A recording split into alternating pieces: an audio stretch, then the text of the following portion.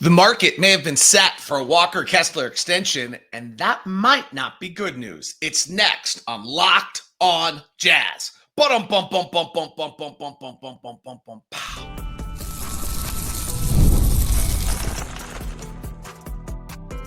You are Locked on Jazz, your daily podcast on the Utah Jazz. Part of the Locked On Podcast Network. Your team every day. How are you? I'm David Locke, radio voice of the Utah Jazz, Jazz NBA insider. This is Locked on Jazz, your daily podcast on the Utah Jazz, giving you insight, expertise, geeky numbers, and hopefully making it way better to be a Jazz fan each and every day. Thank you so much for making Locked on Jazz your first listen of the day. We are free and available on all podcasting apps and on YouTube. Today's show is brought to you in part by Monarch Money. Take control of your finances with Monarch Money. Use the code LOCKEDONNBA at monarchmoney.com/LOCKEDONNBA for 50% off your first year. Everydayers, you're the greatest. Thanks for being here. Here's what we got today. We'll look at the latest rumors of the NBA, touch on the LeBron and Deandre Ayton stuff a little bit. That's real. Where's Jonathan Kuminga going? What's the latest on that? Summer League preview as we get going on Saturday. And the Walker Kessler extension is probably the next big news for the Utah Jazz, so let's start there. Free agent signings have had 3 deals, have had 7 centers have signed deals.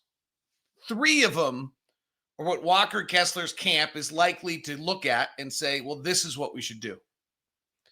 And I'm not sure this is a good thing for the Jazz. And where the Jazz, I don't know, but what I suspect the Jazz think a deal should be. So let's look at the 7 deals. Steven Adams signed for 3 years for $13 million, and Capella 3 years for $7 million, and Luke Cornett 4 years at $10 million a year. Those are probably not comps. Brook Lopez, at this stage of his career, signs 2-year, $9 million a year deal. So those 4 probably not comps. Adams, Capella, Cornett, and Lopez. Jakob Poeltl signed a 4-year, $104 million extension, $25 million a year for Jakob Poeltl. Let me be perfectly clear about this deal by the Toronto Raptors. Jakob Poeltl must do things on the floor and impact a game in a way that I don't recognize. I cannot figure out why Jakob Poeltl got a 4-year, $104 million deal. It is a mystery to me that he is a $25 million player a year. I watched him in San Antonio. I watched him in Toronto. I know Toronto gave up a first-round draft pick so that they have a sunken cost that maybe means they have to prove it. I don't see that, okay? I could be wrong. I kind of am implying, if you're not hearing it correctly, that actually I am implying I'm wrong. Like, I think there's something he must do as a player that I don't see. The numbers last year were impressive. 15 points, 10 rebounds, 3 assists, no 3-point game at all. But those were his biggest numbers yet of his career. And in Toronto the year before. So he's a 12-point a game, 8 or 9 rebound guy. And averages 25 points a game. And I don't think of him as an elite rim defender, but maybe I'm wrong. Naz Reid, who's one of the best offensive big guys, but not a good defensive player, got 24 a year for 5 years. And Myles Turner came in at 26 a year. So Poeltl and Myles Turner had a great playoff run.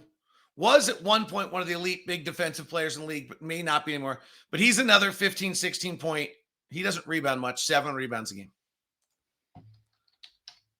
So the market for those 3 guys comes in right at $25 million a year.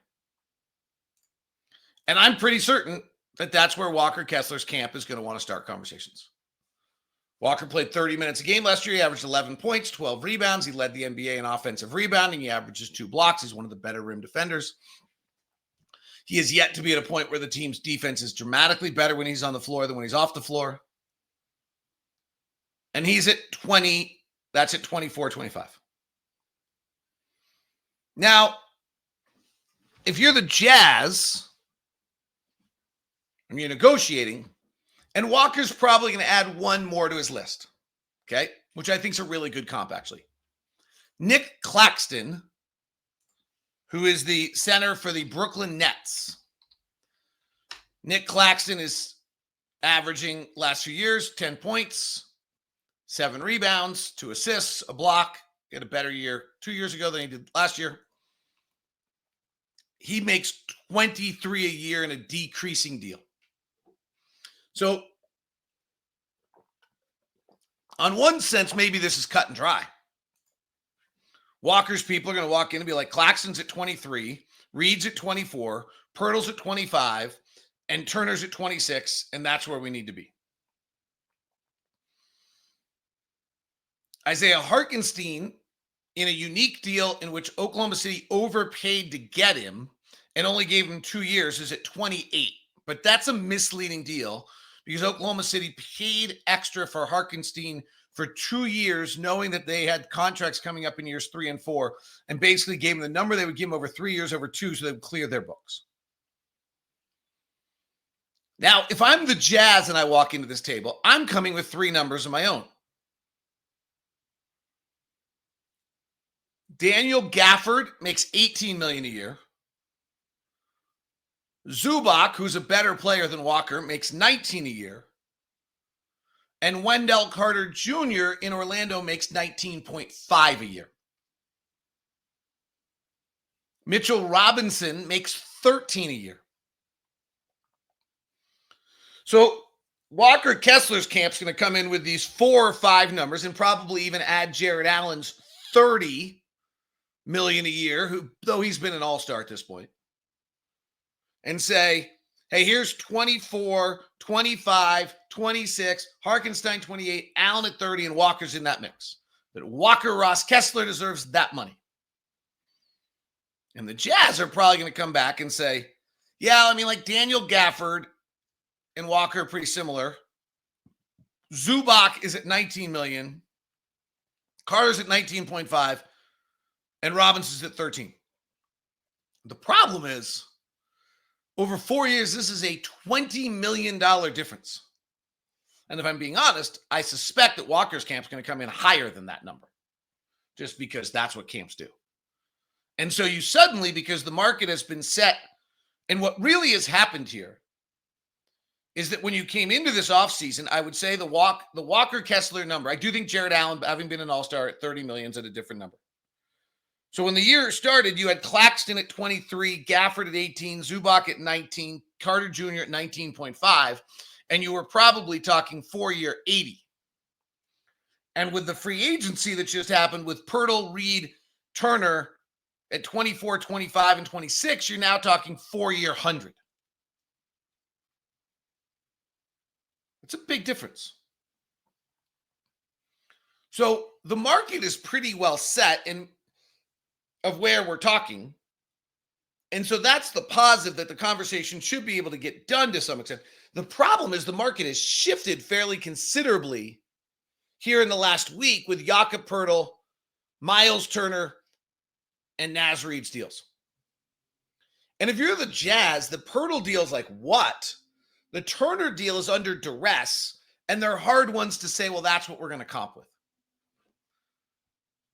The other thing that gets interesting here is there's a decent amount of cap space in the world next year.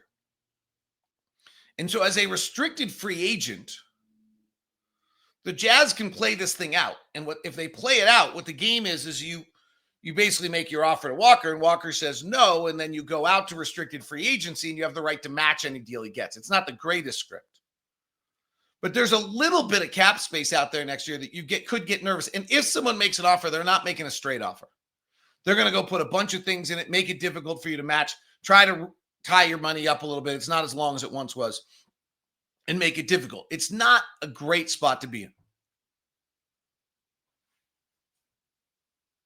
But that's where we sit now on the Walker Kessler extension.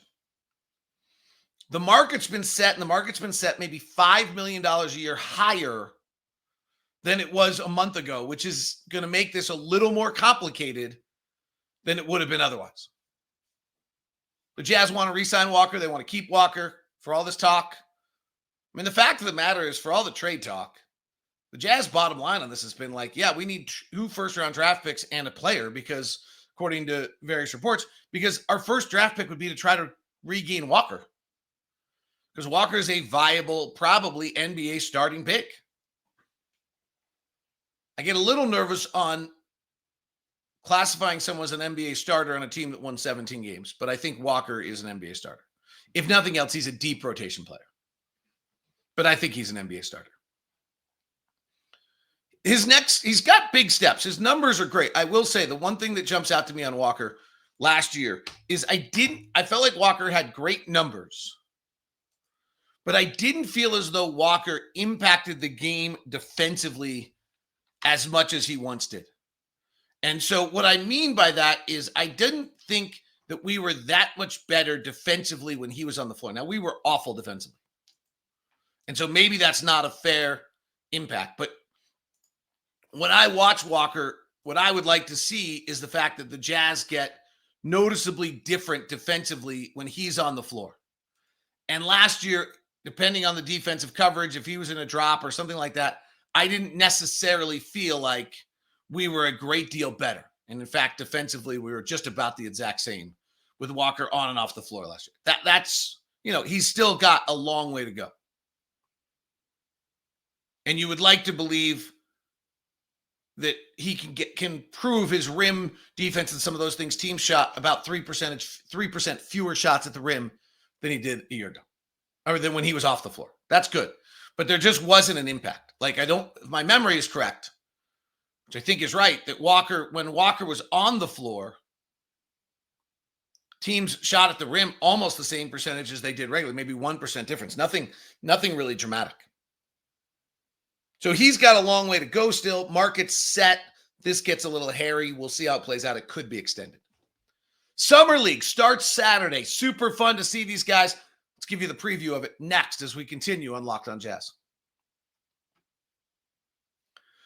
Today's edition of Locked On Jazz is brought to you by Murdoch Hyundai. Located at 4646 South State Street, also located in Logan and in Linden. The Hyundai lineup of cars, absolutely fantastic. I'm driving the new Santa Fe right now, and my son has in the same garage at our house one of the old Santa Fe's. It's kind of fun to see the difference in the evolution of the models, but we've been consistent throughout. That's my daughter's got one that's sitting right in the middle. And that car has been fabulous for us.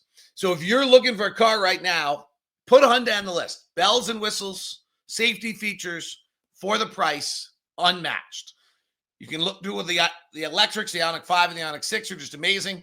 So go check all those out at Murdoch Hyundai, but email me first at dlock09@gmail.com so I can give you the VIP treatment that you deserve over at Murdoch Hyundai. That's dlock09@gmail.com so that I can get you the VIP treatment that you deserve over at Murdoch Hyundai. Please let me know which location you're planning to attend. That makes it far easier for me to get you hooked up with the VIP treatment that you deserve.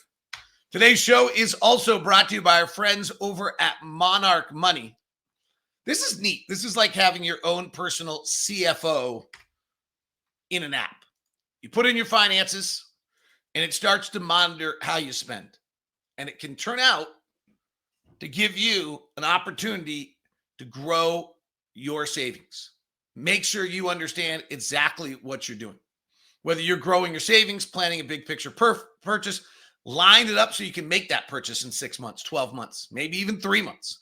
You're managing your money, you're building wealth, you're getting expertise out of the Monarch Money app. It's like having your personal CFO. You can look at various subscriptions you're paying for, see what's worth it, see where some of your funding is going, also see where you can save very easily. It's pretty awesome. Take control of your finances with Monarch Money. Use the code LOCKEDONNBA at monarchmoney.com for over 50% off your first year. That's monarchmoney.com, code LOCKEDONNBA for half off your first year with Monarch Money.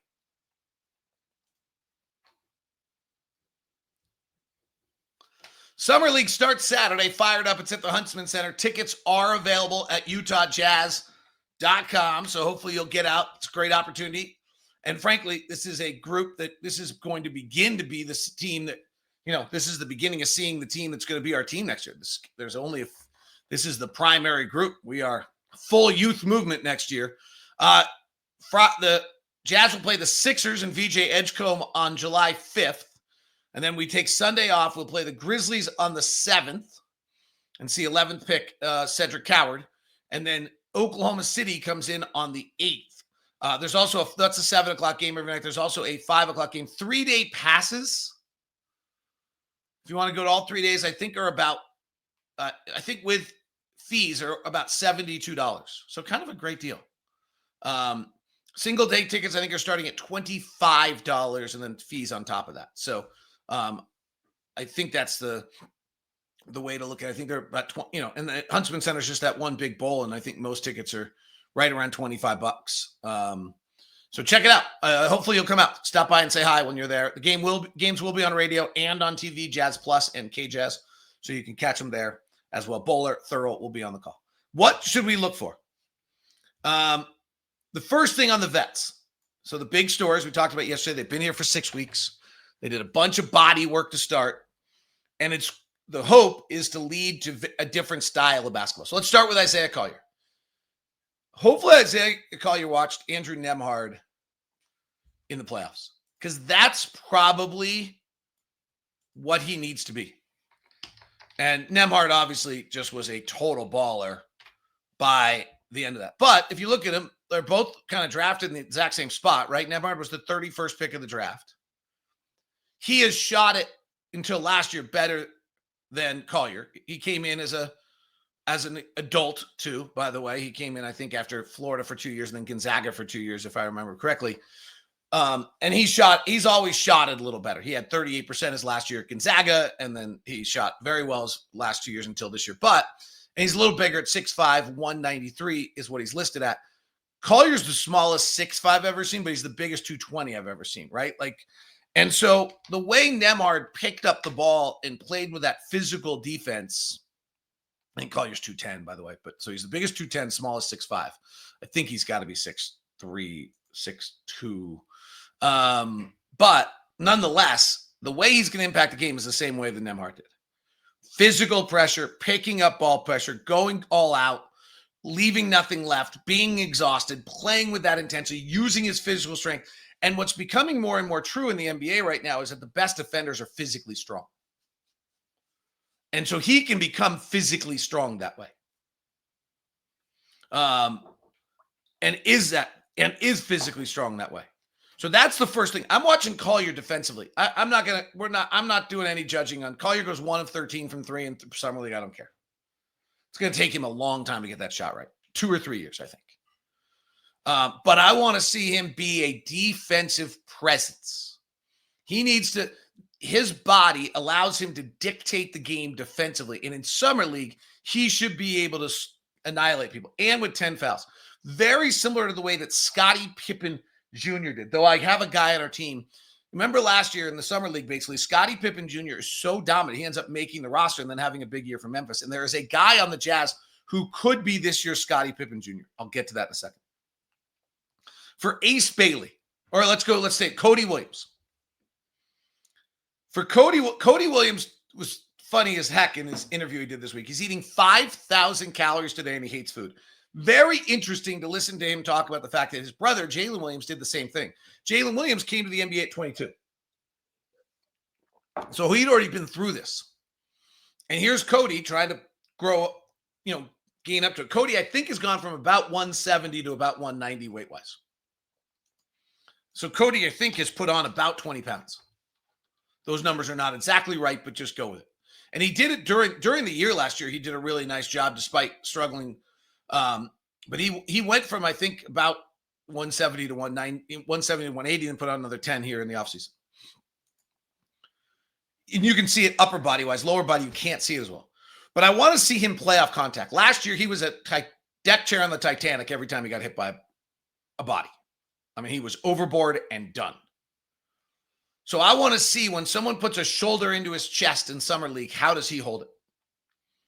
How does he play off contact? These are a little bit esoteric and they're not nearly as exciting as whether he can dunk and shoot and score, but that's what we're probably watching on Collier and Williams. is these Collier's defensive presence, Cody Williams' physical ability to play off contact, to run a route offensively, to take a shoulder into the chest and hold his body form and not fold, and to see how he kind of plays with a little bit more confidence if that strength gives him confidence. You've seen it with Walker last year, early in the year when he had all this new strength, and all of a sudden he's like, oh, I can do this. And he changed entirely who he was. Filipowski is noticeably stronger as well. For me, on him, it's going to be body movement. There was an awkwardness, particularly laterally, to Kyle Filipowski, and there was biggest concern I have on Kyle Filipowski. There were so many things you liked, but the biggest concern I have is the amount of times that he would be guarding at the free throw line. Naz Reid or someone would catch it, and they would spin, make 2 dribbles, and Kyle was still standing still. And the guy was gone. And to me, that's the biggest question on Kyle, is whether or not there's going to be some more lateral movement, some quickness in his movements, and watch it. Again, not just whether he makes a shot. His shot looks great. The little bit of practice, just the way he releases it, looks confident. Looks like he's really built off the middle of last year. Remember, the end of last year, he faded a little bit. I think he just got tired. But he looked fairly confident. Again, not that exciting, but those are the things you're watching on those 3. On Clayton and Bailey, the Jazz are trying to play 0.5 basketball, which means that offensively, you're getting it and making a decision in 0.5. I don't actually care whether it's a great decision every time, but a decision in 0.5 is the key here. Particularly for Ace Bailey, who had a tendency at Rutgers, playing with Joey from Staten Island and his 3 buddies, to hold it. And for Clayton, who was really the point guard conducting, had a tendency to bring it up and, had the ball in his hands a lot. Can these guys move the basketball, hold it, and make quick decisions? Shot making for both those guys will be nice because it gives them confidence, and they probably will be fine in that regard. But can they play 0.5 basketball? The Jazz want to have much more ball pressure, and they want to play 0.5 offensively. And with Sexton and Clarkson gone and some of those kind of things, I think they have a lot better chance of playing 0.5 basketball than they did a year ago. And now it's going to be on Keontae and Collier and these guys to play that style, to really move it. So we'll see whether they can do that or not. What's really going on with LeBron James? Something certainly is. Plus, is Jonathan Kuminga going to find a home? NBA rumors next on Locked on Jazz. Today's show is brought to you in part by our friends over at Game Time. Use the code LOCKEDONNBA for $20 off your next Game Time purchase. Game Time. Live music this summer. Going to a ball game. Somewhere on the road. Go see Major League Baseball. Going to catch a WNBA game somewhere. That's where Game Time comes in. Game Time makes getting concert tickets faster and easier than ever. Prices actually drop as you get closer to showtime. And you can save up to 60% with killer last-minute deals. Tired of the endless scrolling trying to find the best deal? Game Time's zone deals pick the best seats in your section for you. Ever wonder what your view is? The app shows you panoramic seat view. And with Game Time, the price you see is the price you get. No hidden fees. That's why Game Time is the perfect app for you. Worried about what happens if the plans change? Game Time Guarantee has your back with cancellation protection and more. Take the guesswork out of buying tickets and show tickets with Game Time. Download the Game Time app, create an account, use the code LOCKEDONNBA for $20 off your first purchase. Terms apply. Create an account, redeem the code LOCKEDONNBA, LOCKEDONNBA for $20 off. Download the Game Time app today. Last minute ticket deals, lowest price, guaranteed. Game Time. Make the summer fun with Game Time.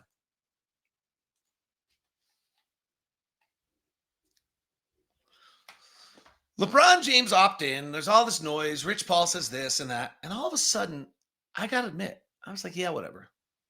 No, there's something here. There's something here.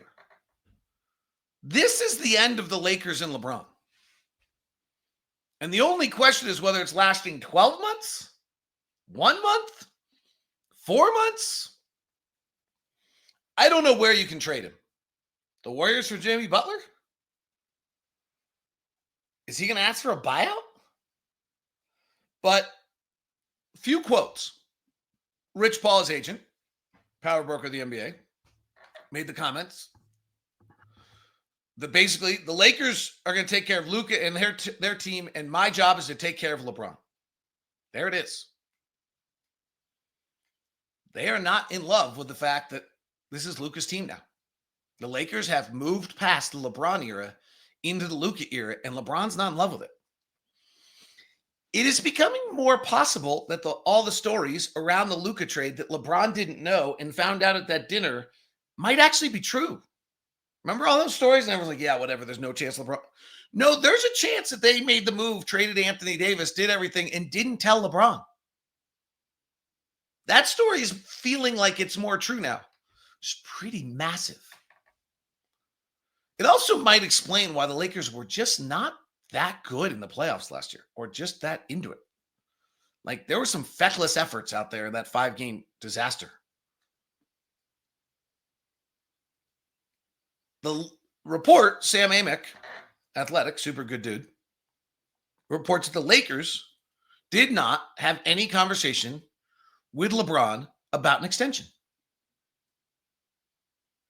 That's mammoth. So let's put these things together for a second here. They maybe didn't tell LeBron that they were trading Anthony Davis for Luka.